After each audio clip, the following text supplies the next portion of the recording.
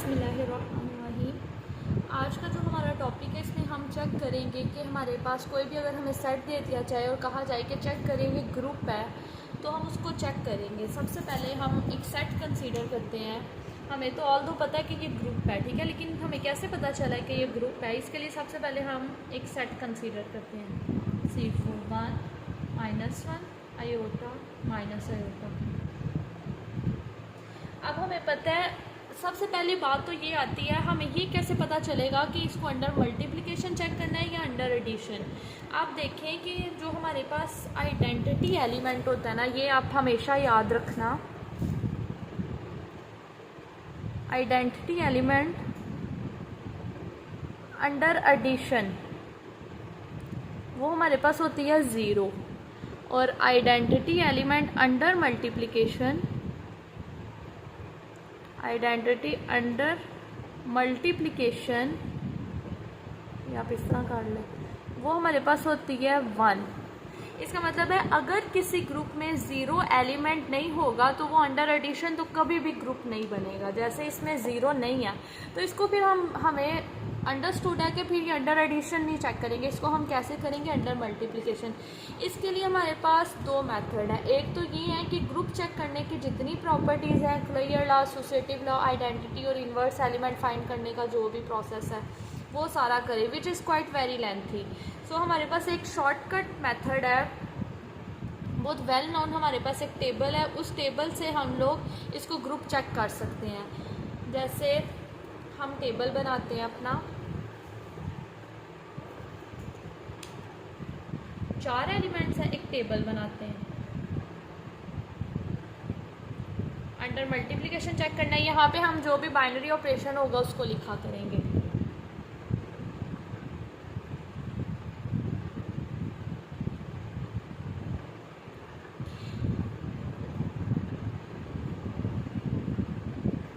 अब यहाँ पे हम अपने एलिमेंट्स लिख लेते हैं, 1 -1 iota minus iota, 1 -1 iota minus iota.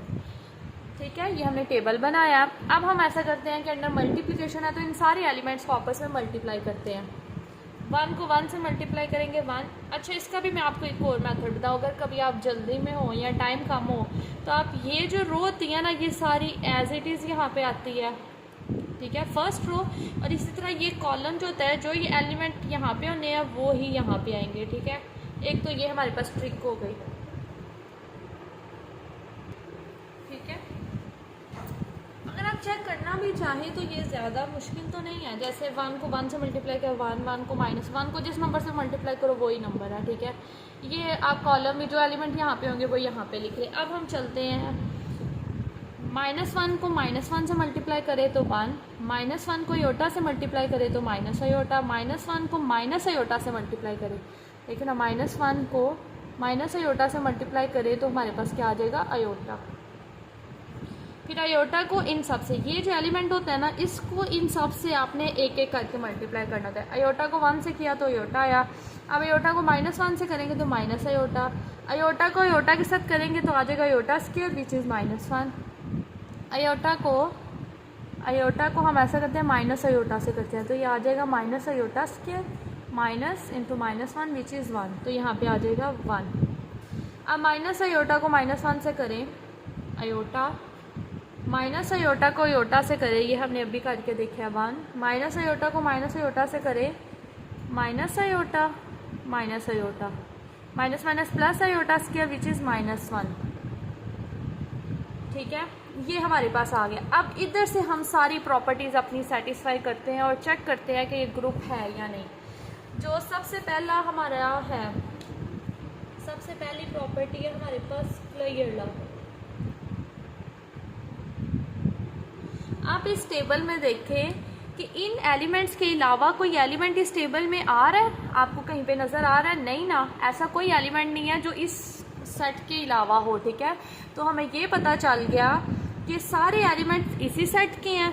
तो जब सारे एलिमेंट इसी सेट के होंगे तो क्लियर लॉ हमारे पास होल्ड कर जाएगा, ठीक है। अंडर एडिशन बात करें या अंडर मल्टीप्लिकेशन करें, क्लियर लॉ इस तरीके से हमारे पास होल्ड कर जाएगा, ठीक है।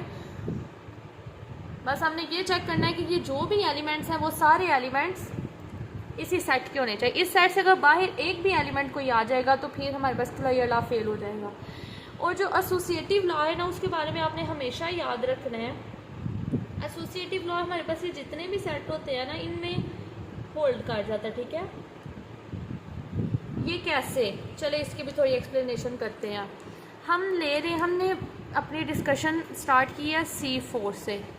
जो C4 होता है ना, वो सेट ऑफ कॉम्प्लेक्स नंबर का सबसेट होता है, सेट ऑफ कॉम्प्लेक्स नंबर का, ठीक है।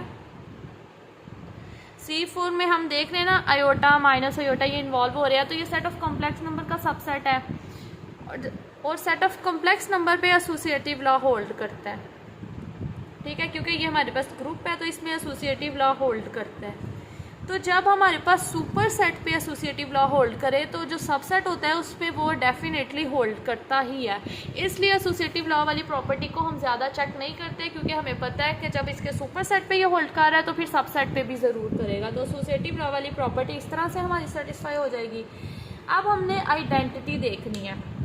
आप इस ग्रुप में चेक करें, हमें पता है अंडर मल्टीप्लिकेशन आइडेंटिटी कौन सी होती है, 1। तो 1 इस सेट में है, इसका मतलब है जो आइडेंटिटी वाली प्रॉपर्टी है वो भी हमारी हो गई है।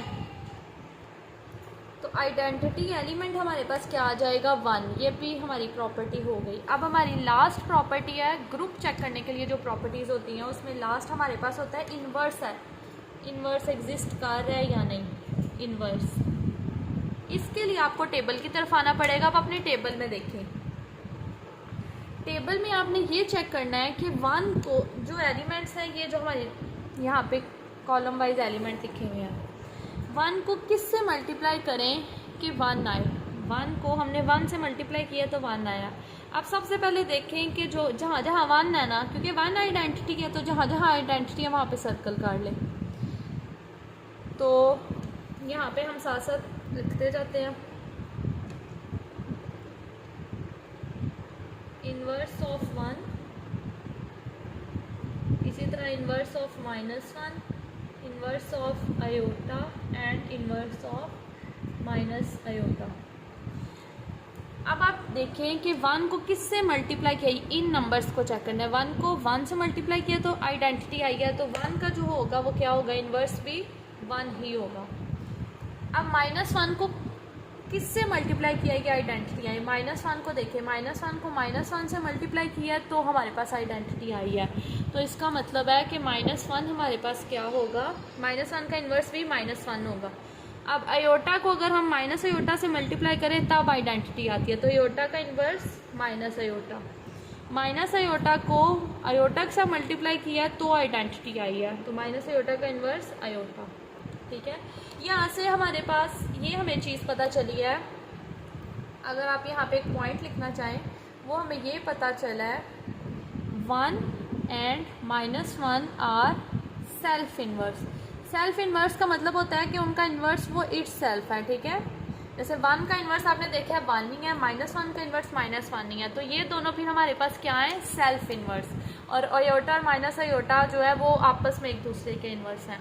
सो यहाँ से हमें पता चल गया कि ये ग्रुप जो है, ये जो सेट था हमारे पास C4, ये एक ग्रुप बन गया है with binary operation under multiplication. और अगर हमने इसको अबिलियन ग्रुप प्रूफ करना हो तो अबिलियन ग्रुप प्रूफ करना भी बहुत सिंपल है। जैसे यहाँ पे हम करते हैं फॉर अबिलियन ग्रुप,